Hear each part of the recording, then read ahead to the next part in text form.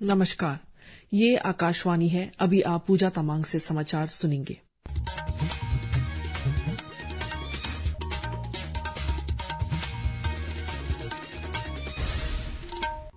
पहले मुख्य समाचार। प्रधानमंत्री नरेंद्र मोदी कल नई दिल्ली में अंतर्राष्ट्रीय सहकारी गठबंधन के वैश्विक सहकारी सम्मेलन का उद्घाटन करेंगे। संसदीय कार्य मंत्री किरण रिजिजू ने कहा है कि सरकार कल से शुरू हो रहे संसद के शीतकालीन सत्र में सभी मुद्दों पर चर्चा के लिए तैयार है। 43वां भारत अंतर्राष्ट्रीय व्यापार मेला नई दिल्ली के भारत मंडपम में जारी है।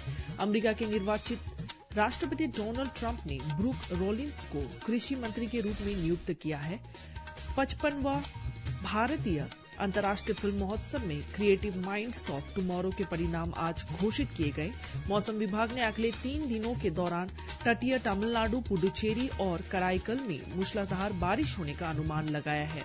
और अब समाचार विस्तार से।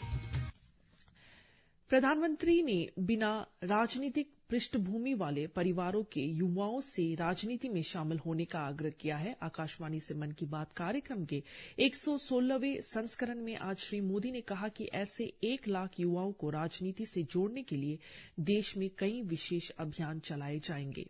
श्री मोदी ने अगले वर्ष स्वामी विवेकानंद की 62वीं जयंती पर दिल्ली में विकसित भारत युवा नेतृत्व संवाद आयोजित करने की घोषणा की। देश भर वर्ष 12 जनवरी को स्वामी विवेकानंद की जयंती पर युवा दिवस मनाता है। प्रधानमंत्री ने कहा कि इस संवाद में पूरे देश से करोड़ों युवा भाग लेंगे। गांवों, प्रखंडों, जिलों और राज्य से चुने गए ऐसे 2000 युवा संवाद के लिए दिल्ली में भारत मंडपम में भाग लेंगे। प्रधानमंत्री ने निस्वार्थ भाव से समाज के लिए काम करने वाले युवाओं के बारे में बात कही।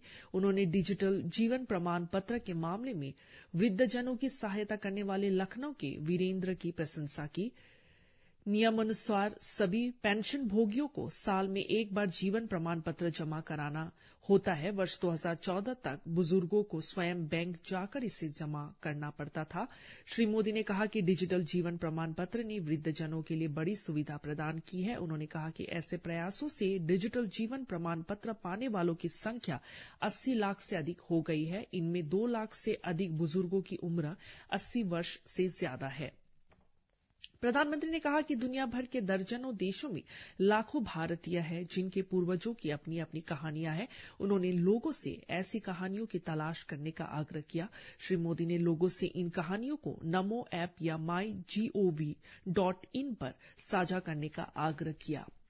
आज राष्ट्रीय कैडेट कोर दिवस है। श्री मोदी ने इस अवसर पर राष्ट्रीय कैडेट कोर के रूप में अपने दिनों का स्मरण किया। उन्होंने बताया कि इससे प्राप्त अनुभव अमूल्य है। श्री मोदी ने कहा कि एनसीसी युवाओं में अनुशासन, नेतृत्व और सेवा की भावना पैदा करती है। प्रधानमंत्री ने कहा कि देश में एनसीसी को मजबूत करने के लिए लगातार प्रयास किए जा रहे हैं। प्रधानमंत्री ने कहा कि 5000 नए विद्यालयों और महाविद्यालयों में एनसीसी का प्रावधान किया गया है। उन्होंने कहा कि एनसीसी में बालिकाओं की संख्या लगभग 40% हो गई है। प्रधानमंत्री ने युवाओं से अधिक संख्या में एनसीसी से जुड़ने का आग्रह किया। प्रधानमंत्री नरेंद्र मोदी कल नई दिल्ली में अंतर्राष्ट्रीय सहकारी गठबंधन के वैश्विक सहकारी सम्मेलन का उद्घाटन करेंगे। श्री मोदी अंतर्राष्ट्रीय सहकारिता वर्ष 2025 पर एक स्मारक डाक टिकट भी जारी करेंगे। इस कार्यक्रम में लगभग 3000 विदेशी और भारतीय प्रतिनिधियों के सम्मिलित होने की संभावना है। 6 दिन के सम्मेलन में दुनिया भर की सहकारी समितियां कई कार्यक्रमों और चर्चाओं में भाग लेंगी। सम्मेलन का विषय सहकारिता से सभी की समृद्धि का निर्माण है। सम्मेलन में सभी के लिए सामूहिक, शांतिपूर्ण और समृद्धि भविष्य के निर्माण में सहकारी समितियों की भूमिका पर चर्चा की जाएगी। इसमें भूटान के प्रधानमंत्री दाशो छेरिंग तोब्गे और फिजी के उप मुख्यमंत्री मनोआ कामिका भी शामिल होंगे। अंतर्राष्ट्रीय सहकारी गठबंधन की स्थापना 1895 में हुई थी। संसदीय कार्य मंत्री किरण रिजिजू ने कहा है कि सरकार कल से शुरू हो रहे संसद के शीतकालीन सत्र में सभी मुद्दों पर चर्चा के लिए तैयार है। नई दिल्ली में सर्वदलीय बैठक के बाद श्री रिजिजू ने विपक्षी दलों से सत्र के सुचारू संचालन में सहयोग करने का आग्रह किया। बैठक की अध्यक्षता रक्षा मंत्री राजनाथ सिंह ने की। इसमें केंद्रीय मंत्री अनुप्रिया पटेल, एल मुरुगन, बीजू जनता दल के ससीमित पात्र, समाजवादी पार्टी के राम गोपाल यादव, एमडीएम के सांसद वाइको, कांग्रेस के प्रमोद तिवारी, जयराम रमेश और अन्य सांसद शामिल हुए। शीतकालीन सत्र कल से शुरू होगा और 20 दिसंबर तक चलेगा। संविधान दिवस के उपलक्ष्य में 26 नवंबर को संसद की बैठक नहीं होगी। राष्ट्रपति द्रौपदी मुर्मू ने आज गुरु टेग बहादुर के शहीदी दिवस पर उन्हें श्रद्धांजलि दी है। सोशल मीडिया पोस्ट में राष्ट्रपति ने कहा कि गुरु टेग बहादुर एक महान आध्यात्मिक मार्गदर्शक और सच्चे देशभक्त थे। उन्होंने प्रेम और एकता को बढ़ावा दिया और लोगों को सच्चाई और न्याय के लिए लड़ने के लिए प्रोत्साहित किया।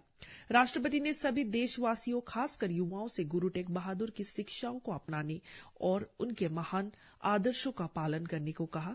उपराष्ट्रपति जगदीप धनखड़ ने भी गुरु टेग बहादुर को उनके शहीदी दिवस पर श्रद्धांजलि दी।